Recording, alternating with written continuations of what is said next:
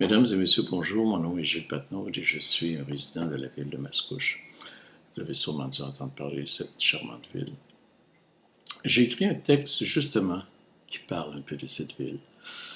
Un texte qui exprime comment moi je vis dans cette ville et qu'est-ce que je vis et comment je me sens à travers ça. Alors évidemment, vous allez me voir lire. Désolé, je ne l'ai pas appris par cœur, donc c'est comme ça. Mon texte s'intitule Mascouche, ville à la dérive. Monsieur Marcotte, vous avez réussi avec les membres de votre pseudo-équipe à mettre Mascouche sur la map au Québec. Vous avez fait parler de vous et de nous tous à un tel point que nous sommes rendus la risée de tout le Québec et même d'ailleurs. La majorité des Mascouchoises et Mascouchois ont l'impression d'avoir été trompés, trahis et manipulés par vous et votre pseudo-équipe. Votre parti politique a éclaté suite à une multitude d'allégations qui ont mis en doute votre intégrité et vos capacités de diriger une ville avec jugement et honnêteté. Croyez-vous sincèrement que les citoyennes et citoyens de Mascouche ont confiance en vous? Tout comme votre ancien parti, ils vous répondent « Non, monsieur ». Vous avez menti à la population, particulièrement au moment des taxes en 2010. Vous avez abusé de votre pouvoir de maire pour vous enrichir personnellement.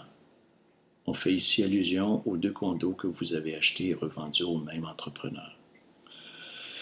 Et nous avons été à même de constater, surtout depuis que nous avons l'œil sur votre façon d'administrer, comment vous arrangez les choses à votre façon, et si souvent au détriment des autres, mais bien sûr à votre profit.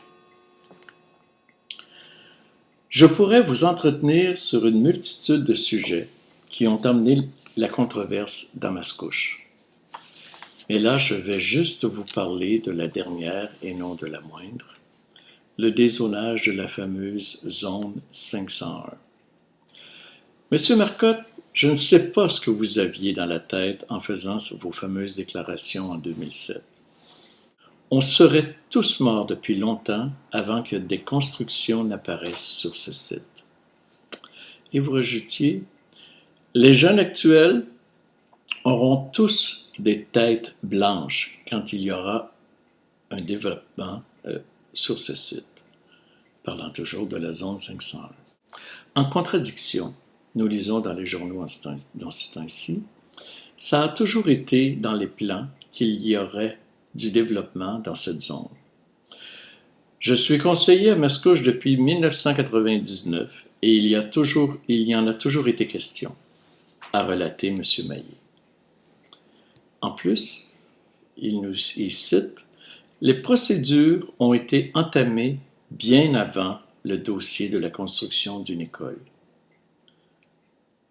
Le règlement s'est fait dans l'optique de développement de la ville. » Mais là, M. Marcotte, on reconnaît le vrai Richard. Toujours les mots rassurants pour endormir l'opinion publique. Et oups, 4 ans plus tard, nous sommes encore vivants.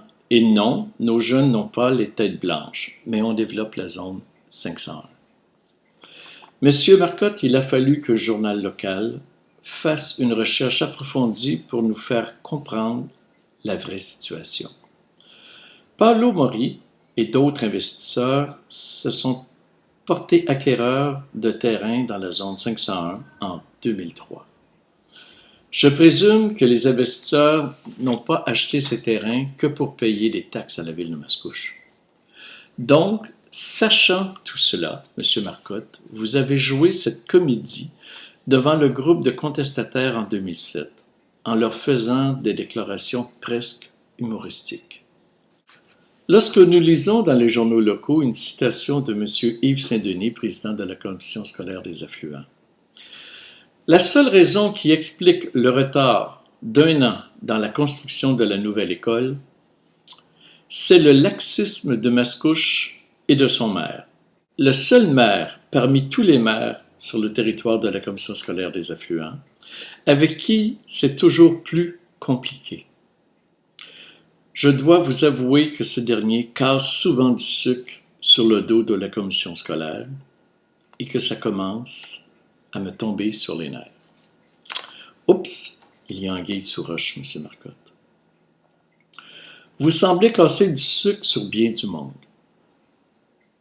Si ce n'est pas sur vos conseillers et l'éternelle majorité, sur les recommandations expresses de vos cadres ou des menaces de poursuite de contracteurs, c'est sur les méchants citoyens qui contestent votre façon de faire, ou vos adversaires politiques jaloux, et même dernièrement, tout ce monde complice avec le RRQ, qui sont sûrement ralliés au FLQ. Mais c'est jamais vous qui initiez les choses, jamais vous qui prenez les décisions, surtout les moins bonnes. Par contre, c'est vous qui avez les bons contacts, de bons amis dans toutes les sphères d'activité pour faire évoluer la ville, comme vous le voulez. Mais vous ne semblez vraiment pas prendre de décision. C'est les autres. Mais mon Dieu que votre ville va bien, Monsieur le maire. Tout est sous contrôle. Nos finances sont saines. L'ambiance au sein du conseil est excellente. Et la population, dans sa majorité, réclame votre démission. Monsieur le maire, vous allez sûrement finir votre mandat. Pour la simple et bonne raison que les lois municipaux sont désuets et que vous êtes protégé à 100%. En plus que si par malheur des résultats des enquêtes en cours vous étaient défavorables, vous aurez sûrement la protection financière pour vos besoins d'avocat. Vous pouvez vous cacher derrière cela, mais ne croyez pas que tous les citoyens sont dupes et que nous n'aurons pas de la mémoire.